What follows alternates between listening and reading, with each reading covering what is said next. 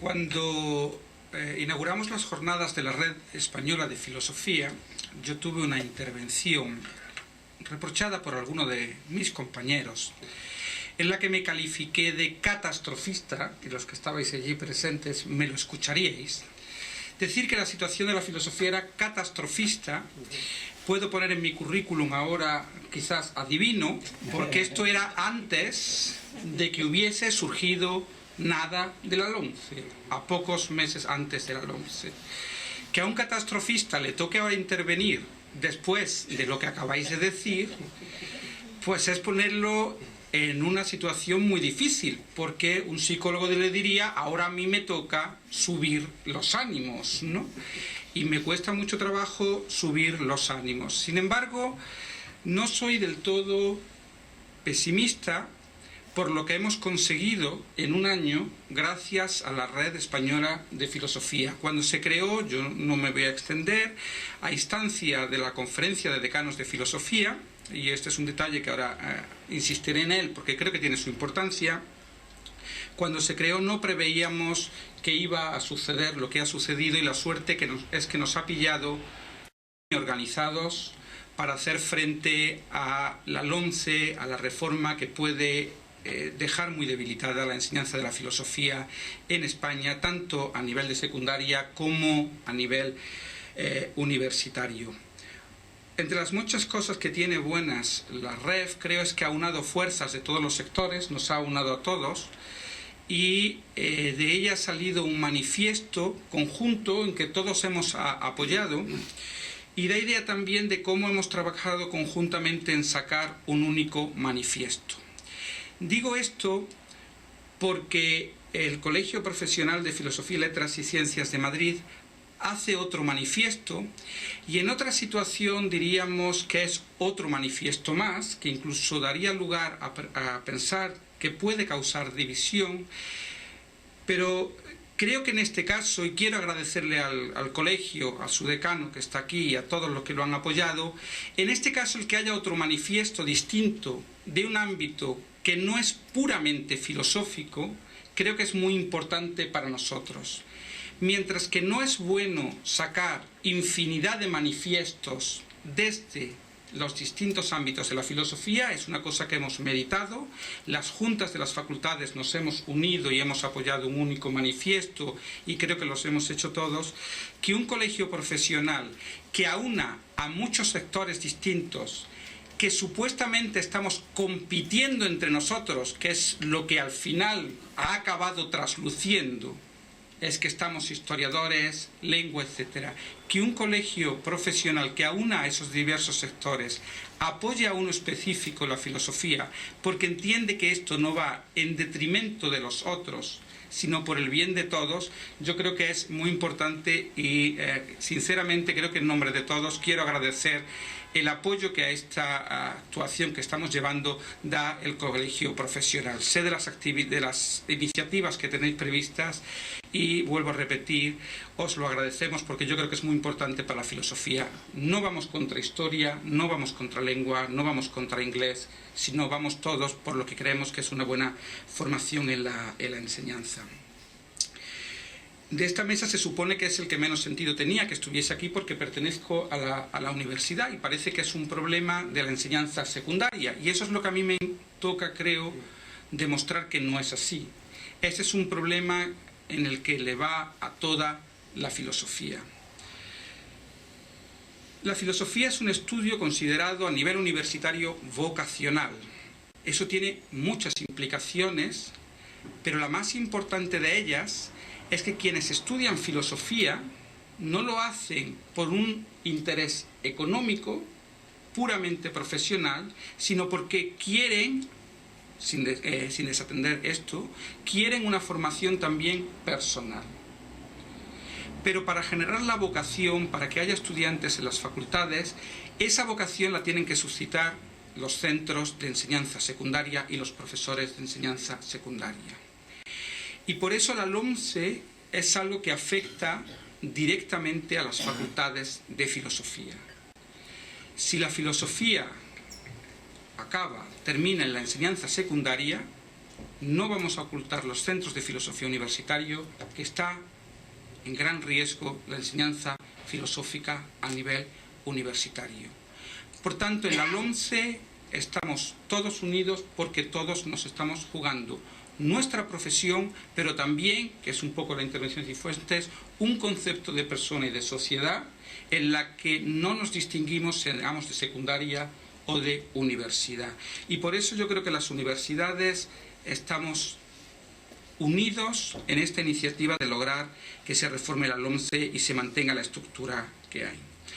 Quiero decir que aunque parezca que la universidad es la que se nutre de la enseñanza secundaria, también hay el efecto contrario, y a mí me gustaría destacarlo, pero quizás en esto las universidades o la formación universitaria no hemos logrado del todo lo que es preciso de nosotros, que es demostrar que la enseñanza universitaria de filosofía dota de una formación al egresado, al licenciado, que es demandada por la sociedad, es decir, que tiene una capacidad, una capacitación que es valorada por la sociedad. Y cuando logremos demostrar que nuestros egresados tienen una capacitación profesional, que no sea meramente la de ser profesor de enseñanza secundaria, sino que tienen otras virtudes, a las virtudes profesionales creo que se les suelen llamar competencias, que tiene virtudes profesionales, entonces creo que eso apoyará a un mantenimiento de la enseñanza de la filosofía en secundaria, porque se verá que tan importante como sea el inglés o las matemáticas o la lengua es la enseñanza de esa filosofía por esa, repito, capacitación profesional. Solo quiero señalar dos puntos en este sentido, y para ello voy a leerles dos textos que les invito que lean, que es el informe que ha elaborado, el documento de trabajo que ha elaborado la Comisión de Enseñanza Secundaria de la REF, que creo que se ha enviado al Ministerio, con vistas a mostrar la imagen común que tenemos de lo que debe ser un currículum de filosofía en enseñanza secundaria. Esto lo ha elaborado la Comisión de Secundaria y hay toda una serie de el por qué la filosofía en formación, cuál debe ser el currículum de la formación filosófica, etc. En este documento, está colgado en Internet, creo que puedo competir con el decano del colegio a ver quién sabe menos de estas cosas, ¿de acuerdo? Pero está en algún blog por ahí colgado, al que todo nos soluciona el problema, Google, la herramienta que se ha inventado para los inútiles como yo es Google, que nos lleva a donde queremos llegar sin saber cómo llegar. Les leo algunos textos de ese documento. En el punto 11, ya ven que tiene muchos puntos, el 11.5 dice lo que sigue. Las facultades de filosofía deben comprometerse con la enseñanza de filosofía en secundaria, favoreciendo y apoyando el trabajo de los profesores de secundaria y promoviendo investigaciones específicas, cursos de formación o diferentes vías de colaboración entre los profesores de todos los niveles. Es un compromiso que adquieren las facultades de filosofía y es un compromiso que sí que debo decir aquí, que yo creo que no siempre las facultades de filosofía hemos correspondido a la enseñanza secundaria como quizás debíamos de haber correspondido. En este sentido, unos que han tenido un problema de índole social parecido al nuestro han sido los matemáticos. Pero los matemáticos muy inteligentemente, y los filósofos no lo somos menos, creo, se aliaron universidades y enseñanza secundaria y desarrollaron la didáctica de la matemática y crearon mecanismos de promoción de la enseñanza de la matemática, hasta el punto que han logrado lo más importante que puede desear un hombre de la sociedad occidental: ser noticia en la cabecera de un telediario. Hoy se celebran en Madrid las Olimpiadas de Matemáticas. Y si preguntásemos quién organiza Olimpiadas, creo que hay muchas, pero las que conocemos son las de matemáticas. Eso ha sido una relación entre centros de enseñanza secundaria apoyados por las facultades, y yo reconocía a un catedrático con frecuencia de matemáticas en la Complutense, entonces además vicerrector, Carlos Andradas, que salía en televisión cuando se reunían a hacer las Olimpiadas Nacionales. Creo que las Olimpiadas existen, saben que la Universidad Complutense, la Facultad de Filosofía, ha apoyado que se realicen unas Olimpiadas Nacionales. Hace poco fue la reunión, y las universidades, las facultades de filosofía debemos estar dando apoyo para demostrar que todas estas iniciativas son conjuntas, y es la forma que podemos llegar, yo creo, a convencer de que tenemos una función social. El segundo punto es la didáctica de la filosofía, que ha sido también, en ocasiones, debo decirlo, es uno de nuestros pecados, despreciada un poco por la universidad. Y les comento un caso concreto. Cuando en la Universidad Complutense se elaboró el máster de formación del profesorado, en ética y ciudadanía se nos quisieron colar los especialistas en didáctica de la ciudadanía que estaban en la Facultad de Ciencias de la Educación. Vino un decreto, por suerte, esa misma semana, que adscribía a la filosofía, no sé si a la historia, la ética y la ciudadanía, y logramos expulsar al que nos querían colar para llevarse 2 asignaturas de ese currículum. Pero tenemos que decir que también tenemos culpa nosotros por no haber generado desde las facultades de filosofía lo que es la atención a la didáctica de la filosofía, por considerarlo que es una cosa ajena a nuestro ámbito. Y yo creo que en este documento queda claro que tiene que haber un refuerzo, y yo creo que tenemos que trabajar, una de las líneas que tenemos que trabajar en el futuro, y como verán, mi intervención no está siendo autocomplaciente, es decir, creo que los filósofos no lo hemos hecho todo bien. El que no lo hayamos hecho todo bien no es razón para que se haga desaparecer la enseñanza de la filosofía, porque hay muchas cosas en la filosofía que indican, que exigen que siga allí. Y lo que tenemos es, yo creo, que corregir algunas de nuestras deficiencias. Voy al segundo de los textos de este documento, está al principio. Les voy a leer 2, el primero no me voy a entretener no obstante en él. Es del parágrafo 2, características diferenciales de la enseñanza de la filosofía en un sistema educativo. Habla de lo que diferencia, lo que tiene de peculiar la filosofía en un sistema educativo.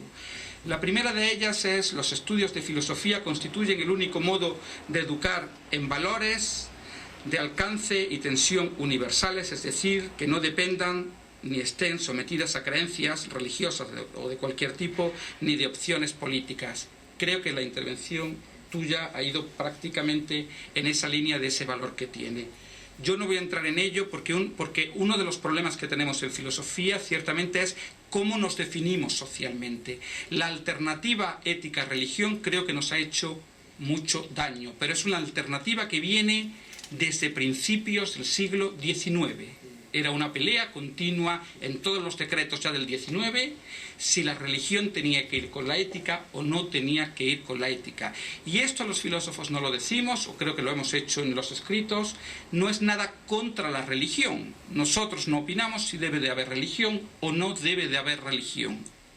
Lo que sí decimos es que la formación moral del ciudadano es algo que no tiene que ver con una alternativa a la religión o a la política, y se ha aludido de quizás los errores cometidos con ética y ciudadanía, que se le ha dado una orientación que seguimos convencidos que ética y ciudadanía, lo que es formar un ciudadano, sigue siendo necesario, y lo que no es que aliarlo ni con una posición ni con otra.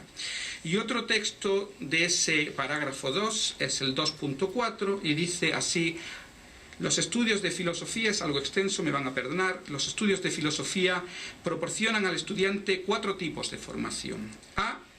Una formación en el análisis crítico de argumentos, conceptos y problemas complejos y en la exposición y defensa precisa, clara y argumentada de los propios puntos de vista. Una formación instrumental en el uso riguroso del lenguaje oral y escrito y en la comprensión de conceptos y problemas, lo que le ayuda a mejorar sus capacidades de razonamiento y comunicación. una formación transversal e interdisciplinar que le permite conectar los diversos saberes del currículum y desarrollar una mayor capacidad del juicio para afrontar la complejidad del mundo contemporáneo. C, una formación histórica básica sobre los grandes sistemas de pensamiento que han configurado y siguen configurando la identidad cultural de Occidente y sobre otras tradiciones de pensamiento valiosas. D, y por último, una formación integral que le ayuda a conciliar el conocimiento, la moral y la sensibilidad y que es imprescindible para su maduración personal y cualificación personal. Yo creo que todos estamos de acuerdo en esto. Lo que me pregunto es si somos capaces los filósofos de convencer que en eso es realmente en lo que estamos capacitados para formar, que son valores profesionales, esto es, competencias demandadas por la sociedad. Yo estoy cansado de escuchar a directivos de empresas de alto nivel decir: pido a un ayudante un informe y lo que se va es al Google. No somos los únicos que lo utilizamos, copia y pega y me trae un informe sobre una empresa para decidir una inversión sin haber hecho un análisis de la información, una lectura crítica, un balance y una opinión. Usted, señor directivo, decidirá. Yo he hecho una lectura de cuál es la situación, le digo cuáles son los hechos, hago el análisis y luego puedo hasta sugerirle posibilidades. Yo creo que esas son competencias que da la formación filosófica. Pero esas competencias que son demandadas socialmente, debemos saber transmitirlas y enseñarlas los filósofos. Y yo estoy, eso sí lo digo claramente, en contra del sistema educativo general español, que es aprendizaje de memorieta, de conocimientos. Los filósofos hemos defendido mucho la enseñanza de la memorieta, cuando lo que yo creo que más nos beneficia a los filósofos no es tanto la memorieta, cuanto la capacidad competencial. ¿Qué es lo que ha salvado a los matemáticos? Si se dan cuenta, la formación general son competenciales: lengua, idioma extranjero y matemáticas. La semana pasada leía por enésima vez el típico artículo: la música dota de gran formación cerebral matemática, y te venía el típico estudio de neurólogos que te demostraba que al niño que se le enseña música desde pequeñito, ¿para qué servirá saber la clave de sol, si se pintan en negro las notas o en blanco, redondeles, tipos de pentagramas? Esos son conocimientos que son necesarios para alcanzar las competencias, porque competencias sin conocimientos estamos todos convencidos que no es posible, pero que los músicos logran demostrar, hacer calar socialmente lo que nosotros no somos capaces de hacer, que es demostrar que su formación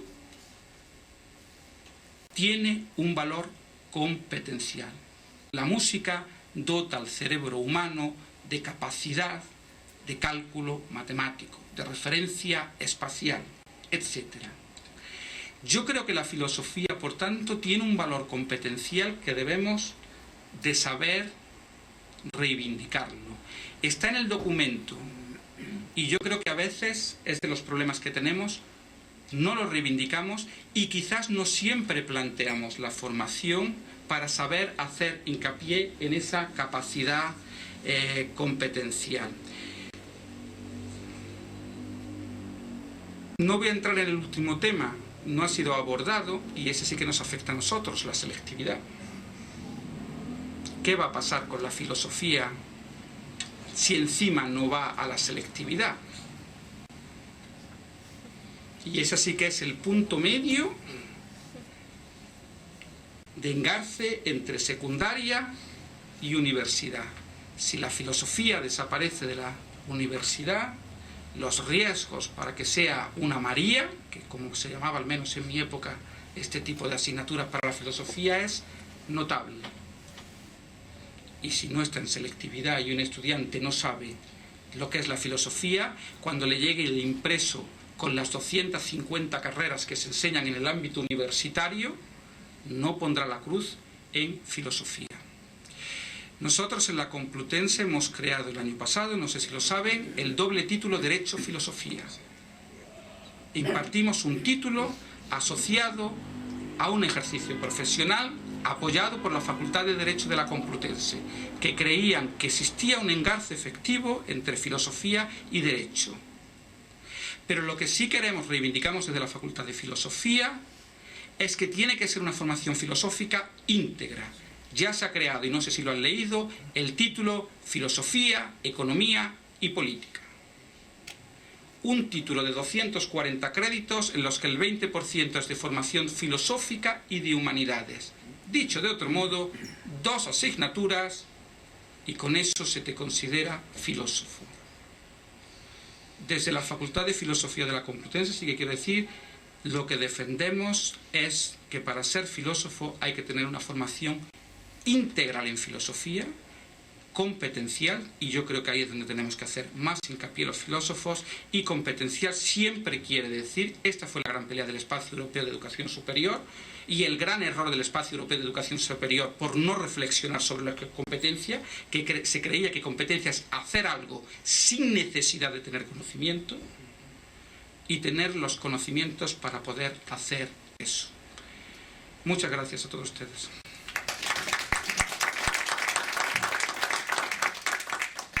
Gracias a los tres y entramos en turno de preguntas que espero que sea vivo. Yo ya estoy jubilado hace años, soy del siglo pasado, estudié el bachillerato de los 7 años, con examen de estado, o sea, para obtener el título de bachiller había que examinarse en la universidad, o sea, que no era requisito como ahora con segundo habla. Pero yo quiero decir una cosa. Una de las cosas que yo he notado, que la filosofía a los alumnos les aburre. El alumno tiene muchas materias, exceso de materias. El alumno tiene unas transversales que se han creado voluntariamente por un profesor que dice, pues yo quiero dar esto, y le dan una hora de una transversal. Eso tendría que desaparecer. La filosofía tendrá como una asignatura más dentro del bachillerato, pero citando esas otras cosas que no vale la pena, porque el alumno se aburre una vez. El alumno tiene pocas ganas de estudiar. Eso es impepinable. Nada más tienen que ver ustedes las burradas que ponen los alumnos cuando tienen que hacer un examen. Entonces, al alumno hay que motivarlo. Y el filósofo tiene que ser el compañero del alumno, el amigo del alumno. Y el que no le enseñe cosas raras, porque el alumno no las admite, las cosas normales, lo que usted ha dicho.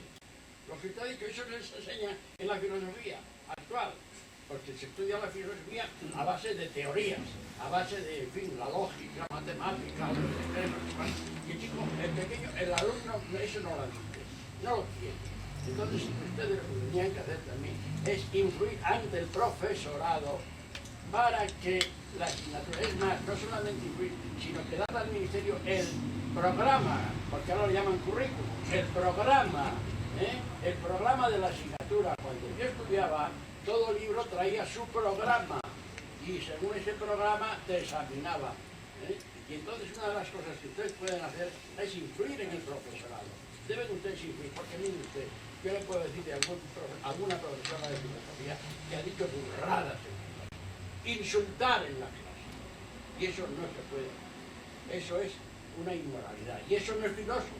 Eso al contrario de la filosofía. Eso es antifilósofo. Yo no tengo inconveniente en contestarle. Antes, si me permite una broma, un conocido que estudiaba turismo me decía, dice, a mí me enseñaron que cuando se hace una reclamación de un cliente le tienes que dar una parte de sí y una parte de no. Y me ponía un ejemplo, dice, si a ti te escribe un alemán señalándote que el jamón serrano es salado, le debes de decir que efectivamente a lo mejor ha salido una partida salada, pero que debe saber también que el jamón es salado. Lo digo un poco porque le voy a dar parte de la razón, pero tampoco se la voy a dar toda la razón, y eso lo sabemos. Y además, usted ha puesto casos concretos que puede ser que se dan en filosofía y se dan en la facultad en la enseñanza de la matemática de los centros, se dan en todo tipo de enseñanza. Quiero decir que disparates los hay en todos lados. Eso, yo matemático no tenía ningún disparate posible. Pues yo hasta he visto cosas que bueno. Segundo, sí le puedo decir, y esto hablo desde la facultad, que si recibimos estudiantes vocacionales, eso es mérito de los profesores de secundaria, ¿no? Luego tiene que haber buenos profesores, algunos en secundaria. Yo no he dicho todos. Bien, de acuerdo. No he dicho todos. Vale. He dicho que hay que primar a esos profesores y hay que exigirles, oye, la filosofía hay que darla íntegra, bien dada y sin meterse en cosas raras, porque el alumno se aburre, no lo quiere. Pero, y termino sobre esto, pero hablaba antes con el decano de la Universidad para Mayores. Yo fui varios años profesor de la Universidad para Mayores dando filosofía, y el primer año tuve una rebelión absoluta porque dije que examinaba con cuestionario a final del curso. Los que conocen la Universidad de Mayores, que viene uno a entretenerse, a charlar, etcétera, que dijese que además exigía el 75% de aciertos, y tengo aquí dos estudiantes míos que saben que eso se lo exijo a ellos, pero que sepan que se lo exijo también a los mayores. Yo examinaba con test, prohibido copiar y hablar, y tenían que acertar el 75% de aciertos. Con frases como si alguien argumenta el placer es el principio, ¿a qué escuela filosófica pertenece? Se me rebelaron. Aprobaron todos, y todos los años les garantizo que estaban entusiasmados. Y no lo digo por mí, se los dije el primer día, yo les pongo a ustedes un reto, a final de curso les demostraré que han aprendido. Digo esto porque la reivindicación de la satisfacción del estudiante tiene también que tomarse con un límite, y en filosofía tiene un peligro. Creer que filosofía es tertulia.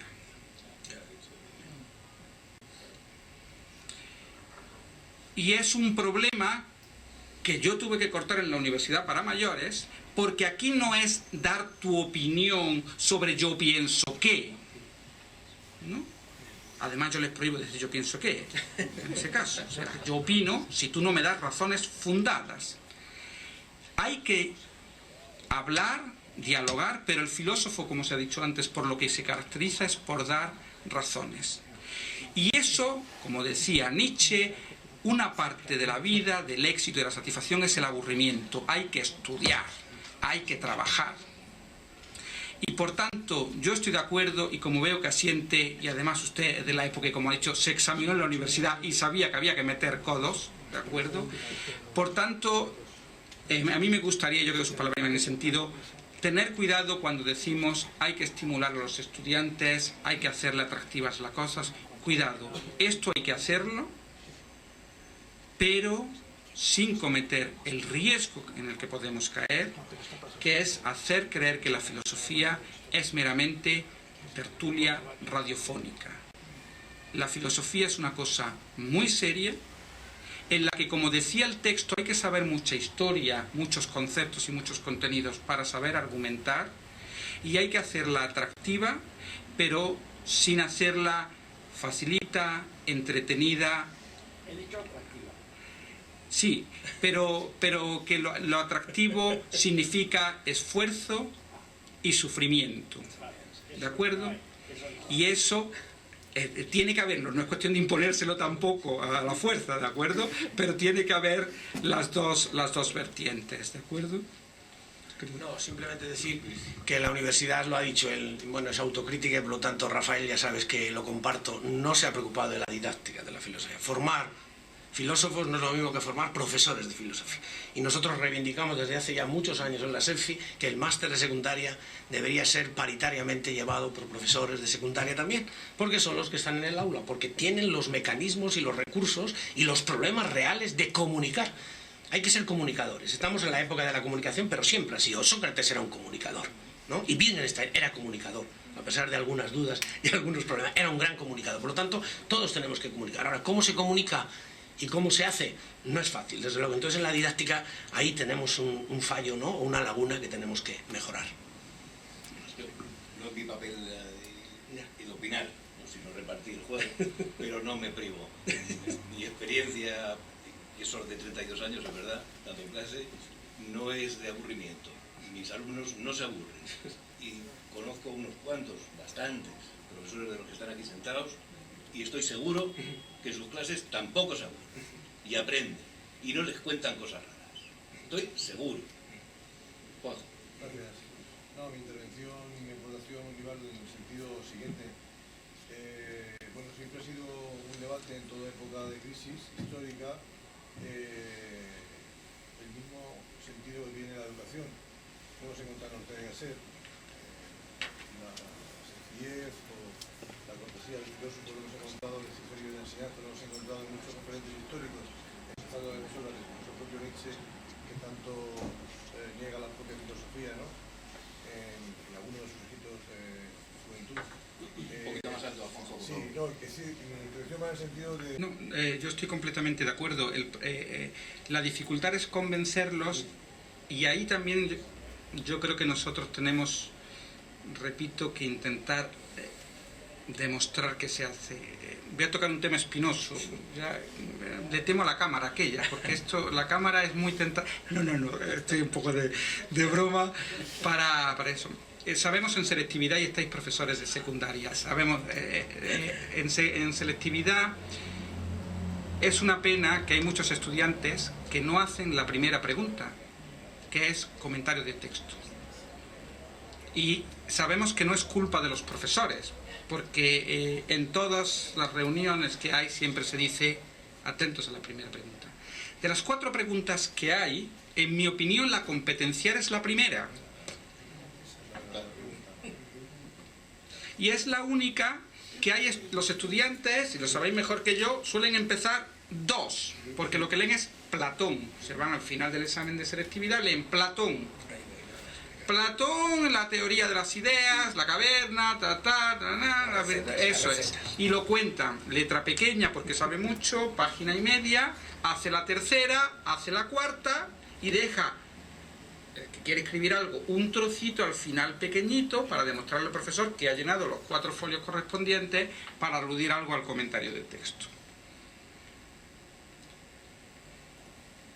Yo creo que la competencial es la primera pregunta, como lo hay en parte en literatura, que es un texto y desarrollarla. Y enseñar eso es mucho más difícil que enseñar contenidos, y sobre todo aprenderse eso es mucho más difícil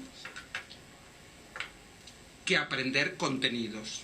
Y cuando estoy diciendo esto, en el fondo está la crítica que hago al sistema educativo generalizado español, que es la memorística, y que es bueno. No estoy en absoluto en contra de él, porque el otro contrario es muy peligroso.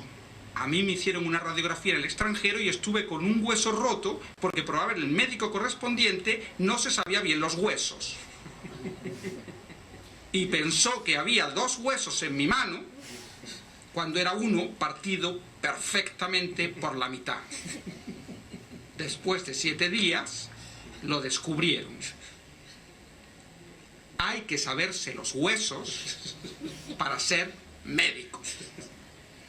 Y los huesos se aprenden de memorieta, y aburriéndose y sentarse, cúbito, exactamente, etcétera. Por tanto, no estoy defendiendo eso. Para hacer un buen comentario de texto, lo sabemos todos de Platón, hay que saber mucho Platón. Pero creo que como tenemos que demostrar realmente nosotros que lo que enseñamos es a pensar, es probar que en nuestras pruebas, en nuestra capacitación de estudiantes, lo que hacen es argumentar bien. Yo me presenté, yo he estado en el paro, como hemos estado muchos, y me presenté a un cursillo que daban de formación, y era más para psicólogos, para cosas, y me escogieron solo, y me dijeron que me escogieron solo porque querían un filósofo por la forma de argumentar. Y es que eso no es fácil encontrarlo, y lo sabemos los filósofos. Encontrar algo bien escrito y argumentado no es nada fácil. Pero para eso tenemos, yo creo, que orientar, repito, nuestra formación, una parte en hacer hincapié en que eso es lo que realmente enseñamos. ¿De acuerdo?